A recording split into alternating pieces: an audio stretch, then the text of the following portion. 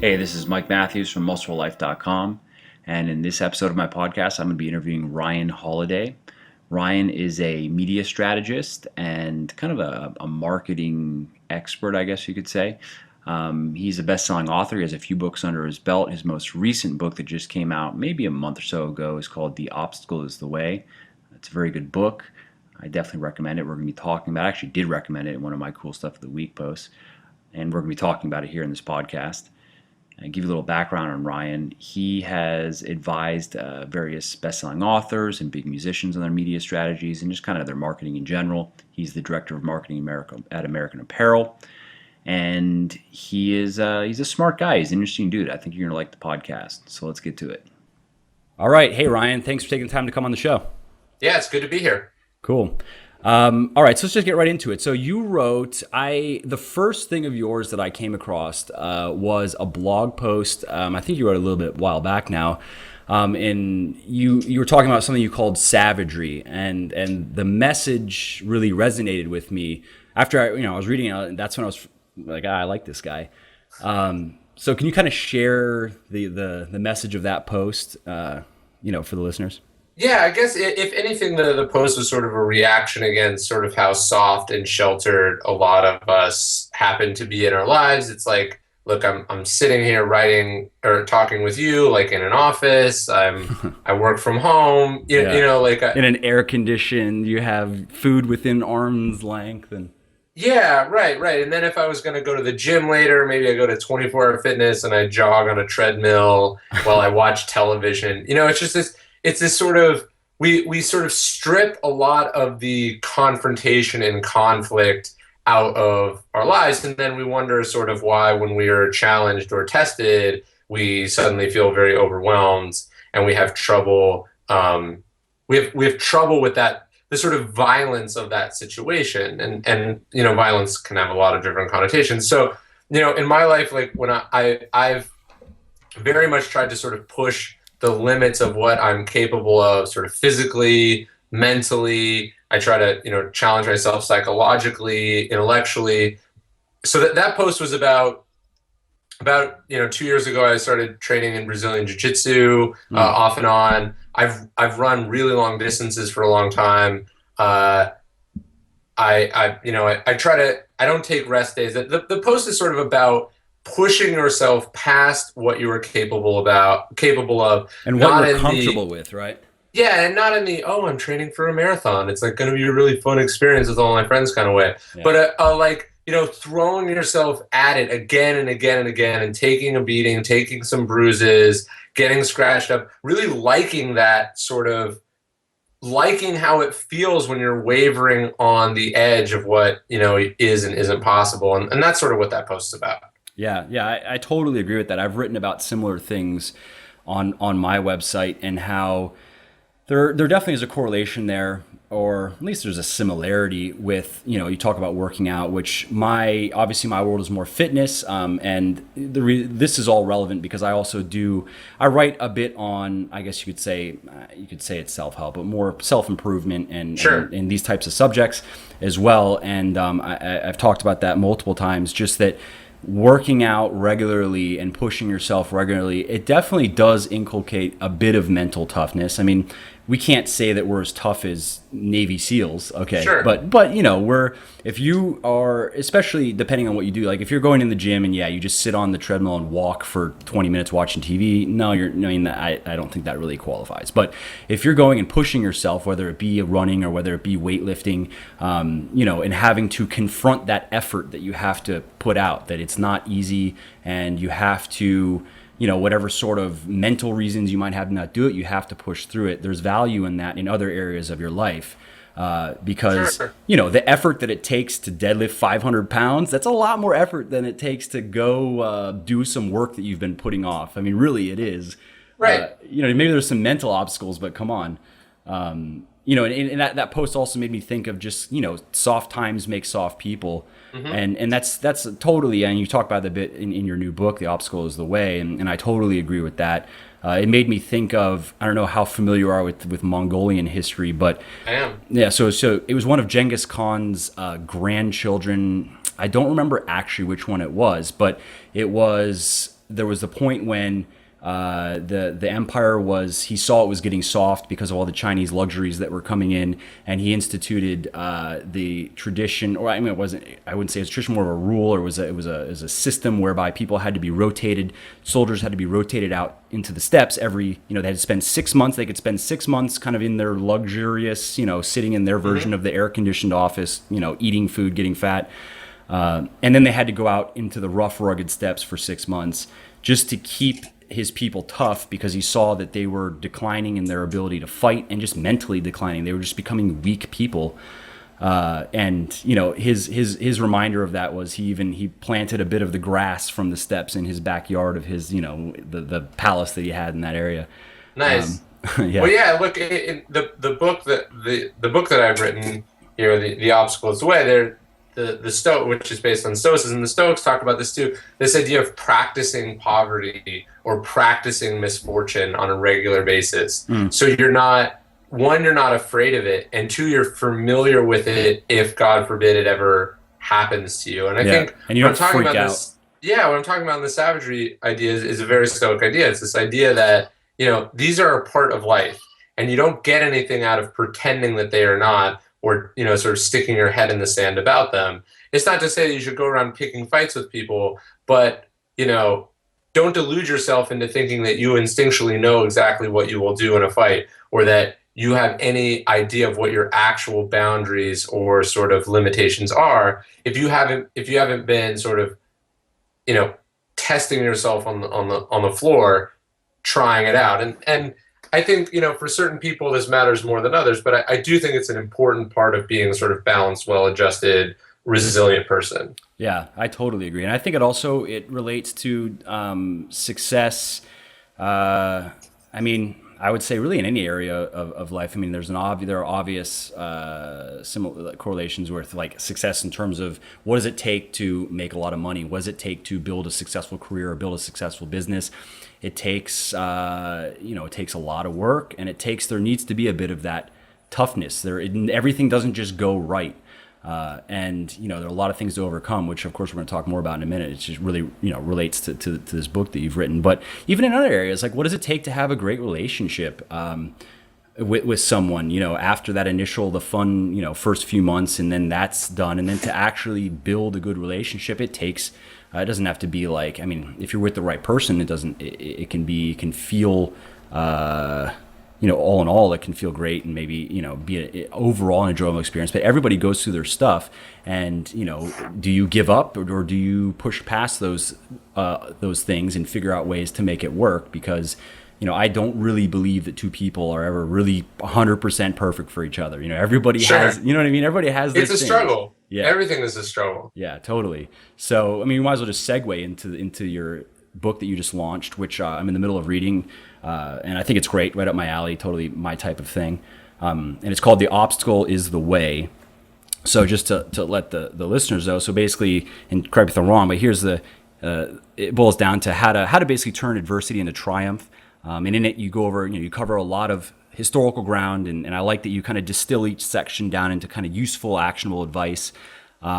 Where I'm a fan of Robert Greene's work, which you've done a lot of research for, right? Like you researched for several of his books, and I'm a fan of his work, but some of those, whereas maybe something that he would go into for 50 pages, giving a ton of historical, which I'm actually into. I like Me too. Yeah, but you've taken that and distilled down what are the key things that that illustrate the point you're making. And how can you deliver that in a way that is effective, but not necessarily belabored? So I think what you've done is great, and I'm really enjoying it.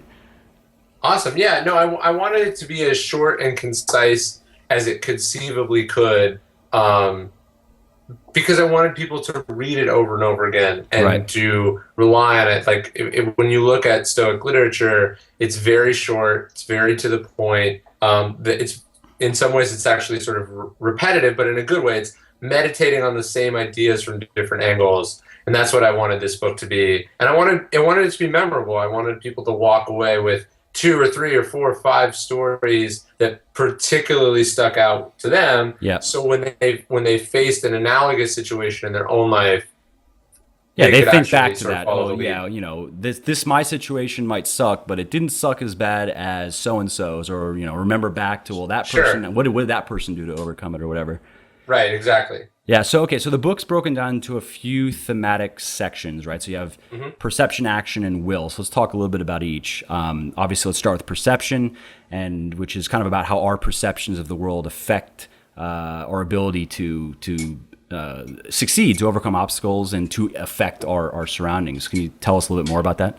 Yeah, sure. Look, part one could more or less be summarized by the idea of that there is no good or bad. There is only perception. There is only how we see the problem. And, Right. this is a problem that I'm having right now.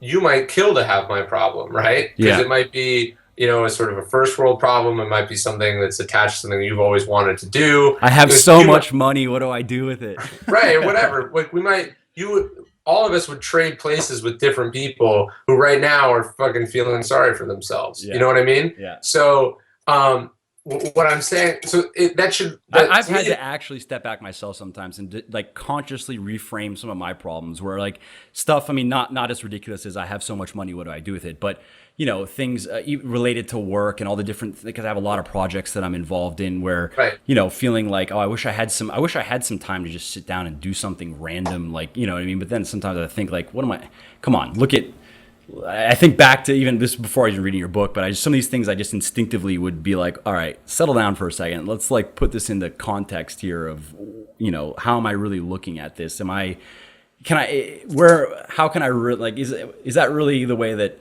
that's just weak? Like I'm just being soft. You know what I mean? sure, right. No, and that's sort of what the section is about. It's how we look at problems tends to define whether we're going to be able to solve them or not. Are we looking at it objectively? Are we focused on the present moment? Or are we obsessed with things that are outside of our control? Are we focused on perhaps the opportunity inside an obstacle, or are we only focused on the less than ideal parts of the situation? Or do we have a constrained or limited view of what is or isn't possible? Yeah. Are we looking at this with the proper perspective? All these sort of things. That's part one is about preventing what happens with most people, which is they face some sort of obstacle or difficulty, and then the first thing they do is make it a lot worse Yeah. by overreacting And then just or want to not give up. understanding it. Yeah. Right. And how do you think like so let's talk about like practicality of that. So Sure. somebody has, I mean, everybody has their problems, they have their things. In my opinion, I think problems are almost a necessity of life. If Of course. people that don't have good enough problems, they invent them. They'll always figure out something. And you see this a lot in the idle rich. You see people that either, I know a fair amount of people that have inherited money, or they're just in money, and their problems are so trivial and so stupid. But to them, their problems are like, this is the biggest thing, and they've been grappling with this for however long now. But so you have somebody that's maybe not in that situation. So something. And you say like that things that are, whether something happens, that's objective, whether it's good or bad is subjective. But how does that practically work? So something clearly bad happen. Well, I say clearly bad. You lose, you lose Something a bunch, unexpected or something that yeah. negatively affects your life happens. And that's, if we're going to put a qualitative measurement on it, that's bad. You Right. get into an accident and you break your arm. It's hard. You can't really just be like telling yourself, this is good, this is good, this is good. I don't think that's going to really do it. Well, it's funny, I was writing my first book. I was actually I would write it at this club that I was a member of. And I'm riding my bike to this club, and my bike gets stuck in a streetcar track, and I fall and I shatter my left elbow, and I'm left-handed. Yeah. So I'm like, it's all over, man. Like I'm gonna lose like 2 months of writing. This fucking hurts. It's the worst. But I've obviously studied this a long time. This is before I started this book. But there was a couple things. It was like, okay, look, I hurt myself. I'm in physical pain.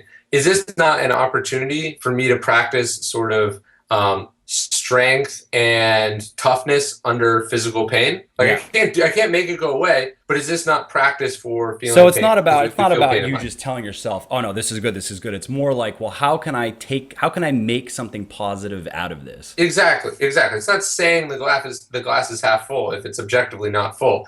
It's how do you do something that changes that status quo. So, I thought I was going to lose all this time. I end up, because I can't really exercise, I end up actually taking really long walks both outside and on a treadmill. I not only get in some of the best shape that I've ever been in my life because of this injury, but because of these long walks, because long walks, sort of idle walking, stimulates the mind in my experience. Right. I end up having these creative breakthroughs that make the book a much, much better. It took me forever to ultimately write them down with one hand, but the book would not be what it was if I had not broken my arm, and I wouldn't have chosen to break my arm, and it hurt like hell. Yeah.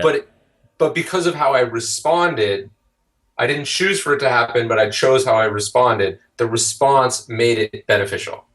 Yeah, that I can totally see, and I think that's just a useful and something I guess I also would instinctively kind of do in situations. You whatever, especially if you're out there doing things like you say in the book, like things are going to go wrong. You're going to have obstacles, and people. Not only are you going to have you have the environment to deal with, whatever that is, but you have other people. Other people are going to try to stop you. And especially as you doing whatever you're doing, if you're becoming more successful, some people, they don't like that. That's enough for them to just be like, I don't like that person, and and if they're in a position to try to stop you, they will. So I totally can I understand that, where if things that go bad, where there's a point where like you have your emotional, I don't think it's also necessarily, do you agree that it's not like you never feel emotions? You have emotional responses to things, but it's then bringing them under control and being like, okay, that sucks, but what am I going to do now? Am I just going to sit here and wallow in my misery, and I'm just going to sit here and be angry or rage or whatever? Or am I going to actually find out how can I keep on moving forward and not let this stop me, Totally. And it's like, how can I, with my response, change the circumstances that I am in? Because they're not going to change themselves. Having an emotional reaction to something is going to make it better. And that sort of leads to the next section of the book, the action. How can I first get my head straight, so then when I start acting, it can transform this thing from what it is to what I would rather it be. Yeah, because there's definitely there's a difference of action, I think, taken with belief that it's going to do something, and also performed with some intention to have something happen, as opposed to action that's just kind of half-hearted and you don't really think it's going to go anywhere. Those are two very different types of actions, or types of way of going about doing things, and that perception aspect is definitely going to kind of determine where you're at, and do you go into something like with your pedal to the floor, or are you just like just giving it a little bit of gas and then assuming that you're going to be swerve off the road and whatever. Yeah, of course. Look, you're not gonna, if your head's not straight, you can't act right. So it's like right action follows the right perception. Yeah. So let's talk about the action section. So that, obviously the section is about taking action, but you say in the book that it's not about just doing stuff, but it's about doing the right stuff. Mm-hmm. So what do you mean by that? Yeah, it's like, look, there's someone puts a brick wall in front of you. You could throw yourself at it forever. You're probably going to break before it does. So maybe you think about how you go around, right? And so that there's stories that, I literally sort of, in that vein, I talk about the siege of Vicksburg, which is, I think, one of the seminal battles of the Civil War. Ulysses S. Grant, he faces this Confederate fortress, and he tries attacking it from all these different angles. It won't work. It's sort of high above this, perched on the Mississippi River. He ends up going down and around, and then he pins them inside the fort, like inside their own fort. And to me, it's this great metaphor, because it's like, here, from one angle, this problem is insurmountable. Yeah. From another angle, that problem is the other person's problem. You know, like Yeah. now your fortress, and the fact that it backs up to a river means you're stuck in it. And so what I talk about in action, the action phase is one, it's about getting started and getting off your ass, which not enough people do, and Right. about having energy and enthusiasm and persistence. Mm. But two, it's about thinking creatively, thinking for workarounds and shortcuts and such. So you're not. It's not about brute force like in jiu-jitsu. You never challenge the person where they are strong. You don't try if someone's got you with their leg, which is much more powerful than an arm. You don't try to push on it or pull against it as hard as you can. You have to find a different place where you have leverage. Right. And so the action, it's that twofold. It's the energy and the enthusiasm, of course, but it's also about being smart and deliberate and targeted with what you do. Yeah, that also makes me think of Alexander the Great and his stories of. I think of the siege of Tyre in particular, which was the same type of thing. It was an impenetrable fortress, and the ingenuity. He built the highway across the river to attack where he wanted to. It's just, and he did that over and over and over, where he is up against essentially insurmountable odds where, in some cases, even his officers were telling him, like, give up, we can't, there's no way we win this. Like, we need, right. And he figured it out every time. I mean, to the point, obviously, where he was just considered invincible. Like, his enemies, they just stopped even fighting because they stopped resisting him as he was moving through Persia, because they just figured that if he could do that, he can do anything. So, like, whatever, we're just going to join him. Sure.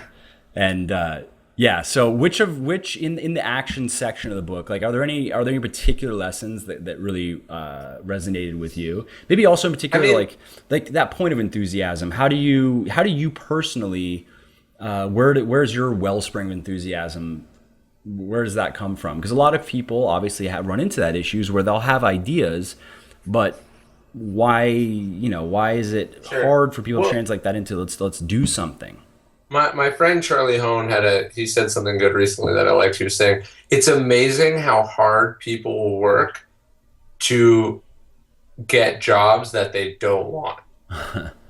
And so it's like, where's my enthusiasm come from? It's like the Fight Club thing, to buy shit they don't need, right? Right, exactly. It's like, why did you, of course you're fatigued and exhausted by these obstacles. You worked yourself into this corner that you're miserable in. Like, my enthusiasm and passion for my work comes from the fact that I'm enthusiastic and passionate about my work. I don't need to fake it, right? Like, yeah. I found a job and a calling that, means something to me. But I think if I was to say, like, what sort of section in part two, the action section, matters the most, like, to me, I love the story of Amelia Earhart. Basically her first offer for a transatlantic flight is like, it's like, hey, you're our second choice. We're not going to pay you, and we're going to send 2 male chaperones along. What do you think of that? And she said yes, right? She said yes, like, I'll do it anyway, even though this is offensive and terrible. Yeah. Because there is no ideal starting point. It's always hard. Yeah. It's always less than ideal. Yeah. And the people who do great things are willing to say yes to more or less whatever. It's like with my first book, they gave me a nice advance, but they don't know this, but if they'd offered me $1, I probably would have said yes. Right. Because I was willing to do whatever it took to get my foot in the door and get started. And I've been that way my whole life. But you see this with a lot of millennials. It's like, oh, job market's not good, moving back home with mom and dad. And then they get so comfortable, they stay there, and they won't leave until they get something better. And it's like, sometimes you have to go backwards to go forwards. Yeah. Yeah, and you have to, I mean, it kind of also goes back to that savagery kind of idea. You have to be willing to fight for what you want. I think that the world, the social sort of veneer of things is very shiny and very nice, and it's very easy to live, and you go to your grocery store and get all your food, and it's like, the real problems that we had to deal with a couple hundred years ago was like, if you didn't go to work, you died. You had no food. You starved to death. Like, if you were so apathetic that you're just going to starve to death, well, that's not people now. That's another level. If these people had to go work, 70 hours a week to feed themselves and feed their families. And they, let's say like physically, you have to go work the farm. Like that's it. Mhm. That's how you live. You don't, there's a certain sort of a level of necessity there that is just gone now because it's so simple. You don't even have to move. You can just sit on your couch and order pizza and have it brought to you. Probably have the guy come to your couch and give it to you. Right. And you have to go to the bathroom and you can sleep on the couch. So that's about it. Right. And so it kind of goes back to that point that you have to be willing to fight for something. And you have to, you talk about this in your book where their conflict, it's inherent in anything. Obstacles, you're going to run up on, that's any game that you're trying to play, there are going to be obstacles. So don't be afraid of them. Don't try to look away from them. Don't find out like how do you play a game. You figure out ways around the obstacles to get to the goals. So Sure. And look, that's sort of how the last that's the last section of the book as well, which is this idea of like look, put your helmet on and get ready, man, because this is how it is and how it's always going to be. Yeah. Maybe it hasn't been for you yet. Maybe you've been lucky, but it's tough out there. And just when you think you got through one crisis, there's probably going to be another. Yeah. Those are the breaks of trying to do great things. It's just how it happens. And so you better prepare. And I think it applies to, because this idea of doing great things it's kind of vague. Like, what does that mean, Sure. doing great things? You know what I mean? But even on a personal level, like, let's say somebody, you're not trying to change the world necessarily, but you want to do work you enjoy. You want to have a family. You want to be able to provide for them. You don't care to be a multi-millionaire, but you want to have enough money to do the things that you want, to send your kids to good schools or whatever. I think that all applies. Like that, in a sense, these days almost is doing a great thing. Sure. Right. No, it's true. That's how it is. There's Yeah. So that last always section, we can go right in. So that's the will section, right? Mhm. Yeah, that's it. And it's not just the idea of willpower, but Right. this idea of sort of understanding how the world is and how sort of minuscule you are inside that world and why you need to be prepared to be tossed around. It's like, look, we live in this world that we don't control. And if you can understand this and accept that and sort of humble yourself in front of it, then you can focus yourself on the things that you can change. So it's not to say it's a dark part of the book, but I talk about everything from perseverance to understanding your own mortality towards sort of preparing yourself for difficult times, the ability to think about the things that are going to go wrong in advance, so they're not surprises. Yep. It's a way of it's like, look, I would rather prepare. Not to say like I'm some doomsday prepper or something, but I would rather be more or less prepared for things to get a lot worse. Yeah. And be pleasantly surprised that it all turned out fine. I'm doomsday prepped to a degree. I have guns and I have a lot of bullets, and I have Me too. and I have cash and I have silver. So I'm prepped to a degree, actually. Sure. Sure. No, I totally agree. I mean, you talk about the idea of cultivating sort of like a resilience and a flexibility that allows you to, make it through what I guess you'd say dark times. In that chapter, which of the stories that the kind of vignettes, which appeal to you, or which like spoke most to you? I mean, relevant to this podcast, I love the story of Theodore Roosevelt. He's born with crippling asthma. His father comes in one day, he's 12 years old, and he's like, look, Theodore, you're a brilliant little kid, but it's not enough just to have a great mind. Like, you have to have a strong body too. And he's like, look, I'm going to build you a gym. Like, you got to take advantage of it. And he ends up building him this gym. It's on the back porch of his house on 20th Street in Manhattan. You can actually see it still. It's pretty crazy. But he's like, look, I'll make my body. And he ends up transforming himself into the Theodore Roosevelt that we now know, the sort of adventurous, outdoorsy, risk-taking, brave, courageous man. Yeah, almost like he tried it, almost like as if he was modeling himself after Achilles or something.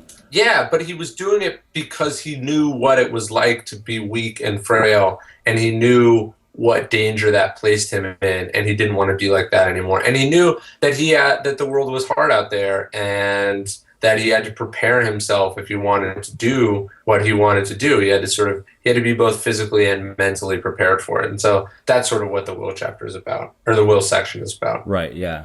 Yeah. And even speaking on the physical, like I was saying kind of earlier in the podcast, I think that having a strong body, it has effects in terms it has mental effects, not just like, oh, dopamine, you feel better when you're exercising, but just there definitely is some spillover in terms of like, maybe it's a self-confidence thing. Maybe it just kind of comes from that, where if you have a strong body, if you're in shape, you're healthy, you just feel better, and it affects your perception of the world for sure, and it affects your perception of yourself too, and in what you're capable of.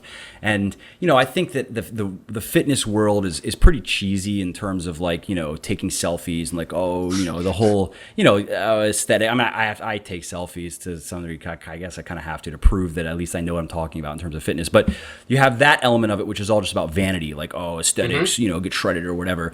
And that's one end where I think that's just kind of a joke.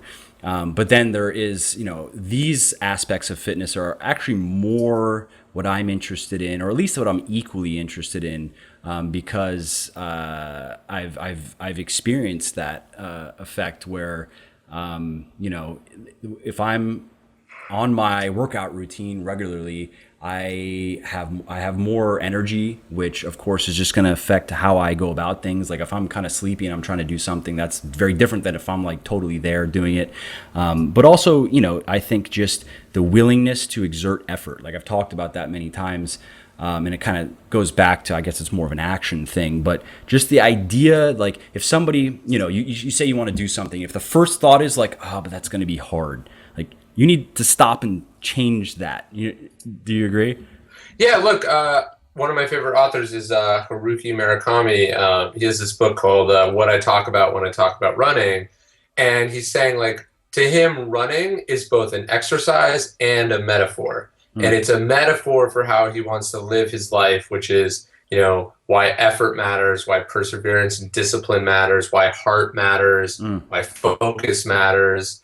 And I think it's true. It's like, look, it's not about having big muscles so you can tell people you have big muscles. It's about having muscles so you can use them. And also because of the process of getting them exactly was worthwhile. Yeah. And there are a lot. You get a lot more than big muscles out of in the routine that it takes to get there. That you have to show up every day. You have to put in the work, and there's no bullshitting yourself. You can't delude yourself. You either do the work and get the results, or you don't, and you see it in the mirror, or you don't. So the being able to stick to something and also be patient. I mean, I think that's a lesson that I've kind of learned, especially in business, where learning what it takes to really put something there and being willing to, and some of what you're talking about, perception, resonated with me because I'm not like I'm not an overly emotional type person, but I would get frustrated over little things that were setbacks, people's stupid mistakes and whatever. Like how stupid is this person? Are you serious? Do I have to explain everything? Kind of, and to learn the patience that it takes to do. To do anything that is not necessary, this is not easy. And if building a great body were easy, everybody would have a great body. If building a great life was easy, and that's not just like making money, but that's like a life that you actually enjoy with people that you like to be around and that actually contribute something to your life. That's not easy. So look, it's not just that. It's like if it was easy to have muscles and to be in good shape, everyone would be in good shape, and there wouldn't be much value outside of the actual health benefits of being in good shape. Yeah. If making lots of money was easy, everyone would have lots of money, and then everyone would be exactly the same. The point is, it's supposed to be hard, and it's good that it's hard because you have, like what I'm saying in the book is, with these strategies and just inherent in you have what it takes to endure the fact that it's hard. Right. And you can get through to the other side, and once you are there, that is where the value is, because you've now separated yourself from everyone else. Now you stand out. There are fewer people to share in the rewards at the end because most people don't make it all the way. It's good that it's hard. At the very least, that's what you want to remind yourself, is that it's weeding out other people who are not as strong and dedicated as you. Right. It's almost like a point of survival of the fittest. It's Uh-huh. like evolution, Right. social, but it's just on a social level. And I think that is just a fundamental that you say a law is applies equally to. It's not just to on a cellular level, and we're talking about species, but it applies in life in any endeavor or whatever that is just the way it is. And yeah, things have gotten easier in terms of our problems now are not how do I stay alive. That's not really the problem Right. anymore, but it's how do I actually live, you know what I mean? Like how do I have a life that matters?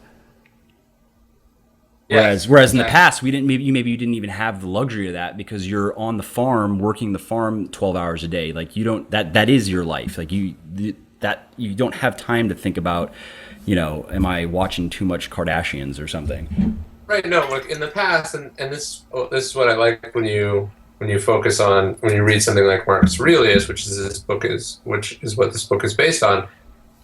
Everyone has had the same problems. Like right now, whatever problems you're going through, other people had. It's like maybe your computer is like a source of just you're addicted to internet porn or something. It's just sex plus being distracted plus too much time on your hands, right? The Yeah. point is we've always had the same problems throughout Or history, just being a teenager. right?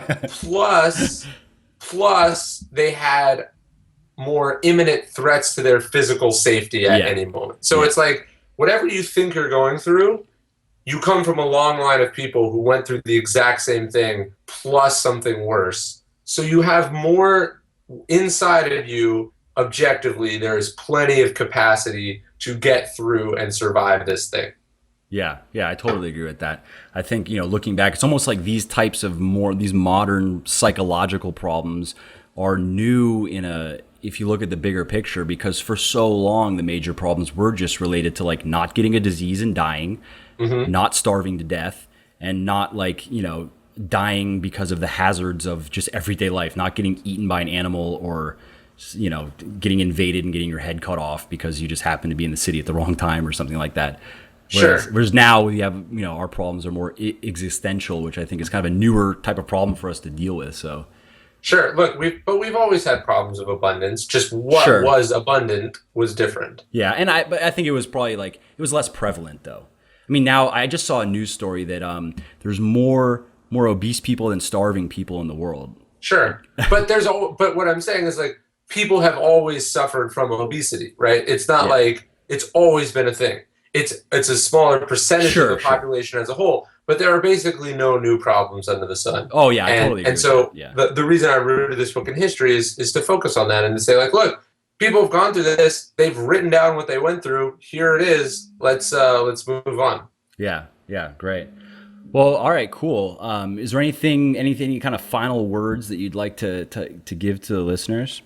No, not really. I mean, look, the book I tried to make it very straightforward. It's something that's helped me immensely in my own life. I tried to write to codify these things that I use to help myself and to other people.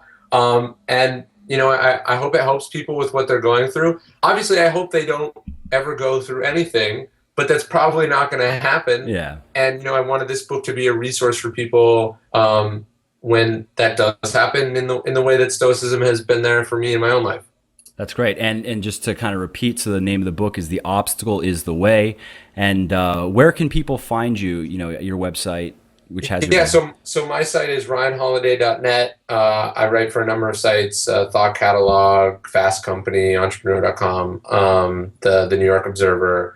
So you can read my site everywhere. Just look up my name. And then on the site, I have a weekly newsletter or a monthly newsletter where I give out book recommendations if people like reading.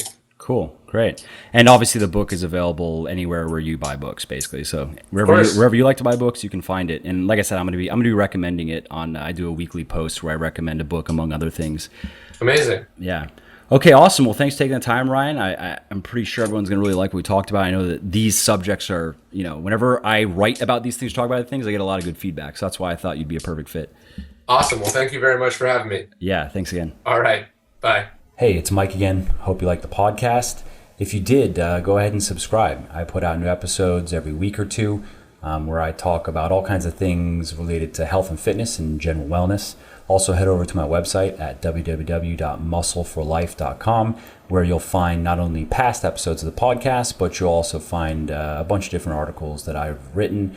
I release a new one almost every day, actually. I release kind of like 4 to 6 new articles a week.